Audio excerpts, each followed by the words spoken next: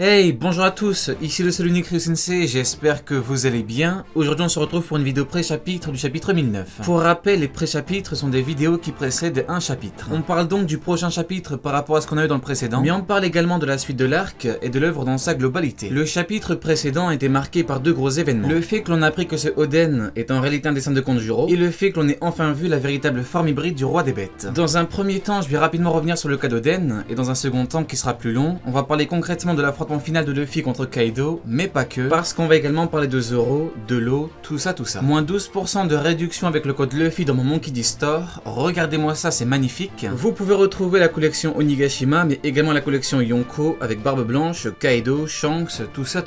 C'est parti. Et pour le soutien, on met un gros pouce bleu sous la vidéo.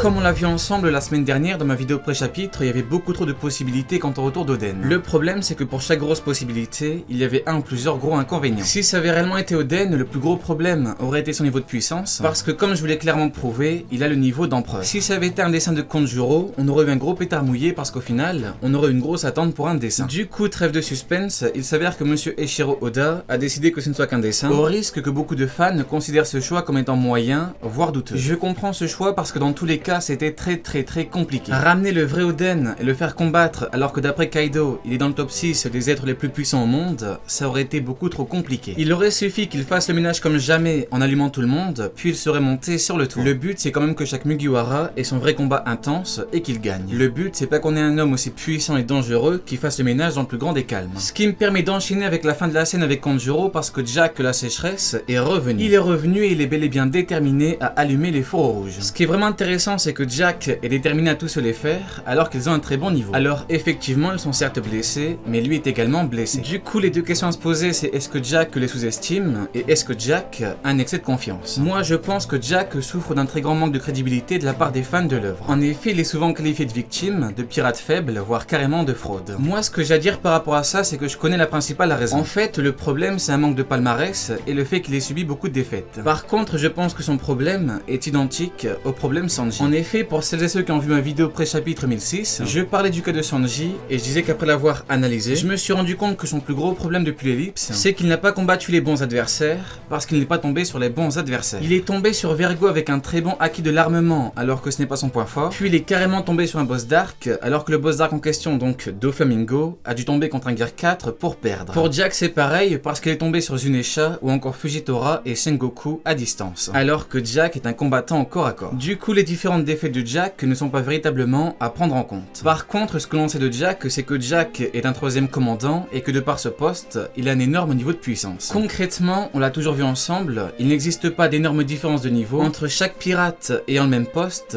dans un équipage d'empereur. Je le dis et je le répète, les deux seules exceptions sont l'équipage de Xebec et l'équipage du roi des pirates. Donc, de par le fait que Jack est un troisième commandant, il est au même niveau que Cracker qui a fait galérer le futur des pirates après qu'il ait battu Doflamingo, ou encore de Yasop, le meilleur tireur du monde. Chaque équipage d'empereur est de même niveau parce que les membres d'équipage du top 10 ont tous à peu près le même niveau en fonction du poste. Ce n'est pas pour rien si chaque équipage d'empereur a 10 principaux membres. Donc par rapport à Jack, il ne faut surtout pas le sous-estimer. De plus, ce qu'il ne faut pas oublier c'est que Jack a encore sa forme hybride. C'est pareil pour King ou encore Queen. Il leur manque la forme hybride et on voit clairement ce qu'il se passe sur le toit avec celle de Kaido. La forme hybride d'un Zoan est sa forme la plus puissante et combative. En fait, la forme animale complète est une forme plus résistante et plus destructrice. Par contre, en termes de combativité et en termes de puissance de combat, la forme hybride est et restera toujours la forme la plus puissante, intéressante et importante. Maintenant, on peut se demander pourquoi est-ce que Jack n'a pas utilisé la forme hybride contre les Minx. À ça, il y a deux raisons. Une raison interne et une raison externe à l'œuvre. La raison externe, c'est que tout comme pour Kaido contre Oden, il fallait quoi qu'il arrive laisser la forme hybride pour le combat final de l'arc actuel, Onigashima. Et enfin, la raison interne, c'est que sa forme mammouth complète est probablement bien plus résistante. Comme il a combattu des Sulong avec des limites de temps, il fallait qu'il soit plus résistant et ou plus endurant.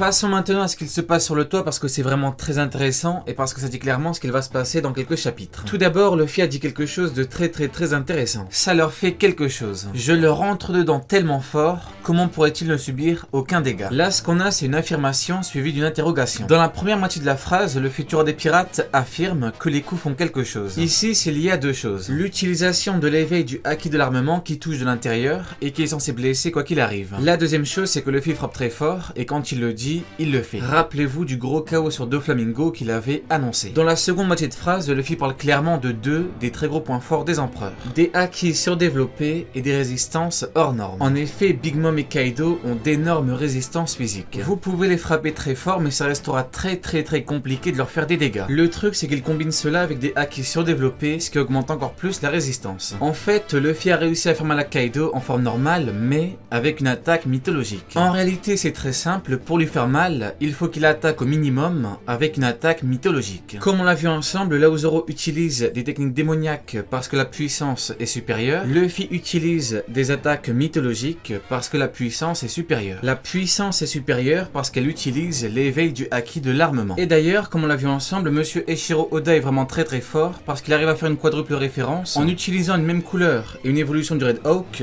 un animal mythologique, le Red Rock, le nom de l'ancien capitaine du roi des bêtes, Rock Zigzebek, et l'état d'Arizona avec les Red Rock, donc les roches rouges, qui ressemblent à God Valley. Le problème, c'est que Kaido est en forme hybride, donc il est en forme combative. Du coup, il est clairement sur ses gardes, donc on est peu au début de Wano. Il avait volontairement laissé Luffy le frapper pour qu'il voit à quel point est-ce qu'il pouvait lui faire mal. Il s'était rendu compte qu'il n'était pas un bon adversaire pour lui parce que Luffy ne lui faisait aucun dégât. Pour Big Mom, disons que c'est pareil parce que même si Big Mom n'a pas concrètement de forme hybride, elle a a priori une espèce de forme combative dans le sens où quand elle est sur ses gardes, eh bien elle utilise clairement le haki pour décupler sa résistance. Donc comme dit plus tôt, il faut que Luffy frappe Kaido avec au minimum une attaque mythologique. Frapper normalement ne sert à rien et Zoro lui dit clairement de réfléchir.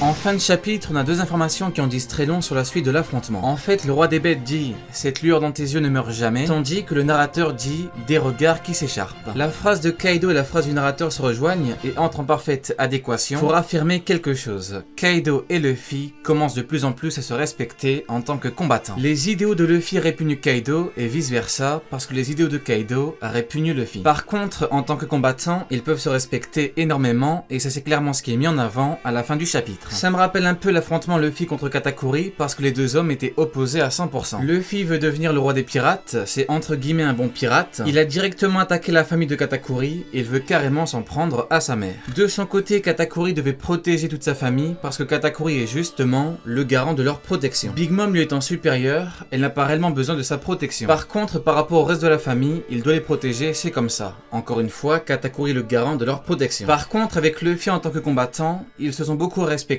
et ont tout donné jusqu'à la fin. D'ailleurs, Katakuri a tellement tout donné qu'il a carrément envoyé 2 fois sa plus grosse technique, le Zanguiri Moshi. Par contre, la volonté du futur des pirates était supérieure à celle de Katakuri, il était plus résistant et ses coups étaient plus forts. On peut dire ce qu'on veut du combat, mais après l'avoir analysé encore et encore, je peux vous dire que la résistance de Luffy était supérieure et qu'il frappait plus fort. Quand on regarde le nombre de coups envoyés et reçus, c'est clairement ce qui ressort. Donc pour en revenir à Kaido, c'est pareil parce qu'avec Luffy, il commence à se respecter en tant que combattant. Ça va être bizarre à entendre, mais la puissance de Kaido fascine Luffy et la volonté ainsi que l'évolution de Luffy fascine Kaido. Donc ce qui est clairement annoncé, c'est que le combat va bel et bien se terminer en 1 contre 1. Ça va se passer comme ça parce que ça doit se passer comme ça. D'ailleurs, Trafalgar Law dit justement qu'il faut séparer Kaido et Big Mom. À votre avis, pourquoi? Eh bien c'est très simple, c'est juste le début de la mise en place de la confirmation de tous les combats en 1 contre 1. Luffy va combattre Kaido, Zoro va combattre King et Sanji va combattre Queen. Maintenant, par rapport à Big Mom, le sujet est assez délicat. Pour moi, l'affrontement le plus probable, c'est Kid et Law contre elle, mais j'en parlerai plus en détail dans pas très longtemps.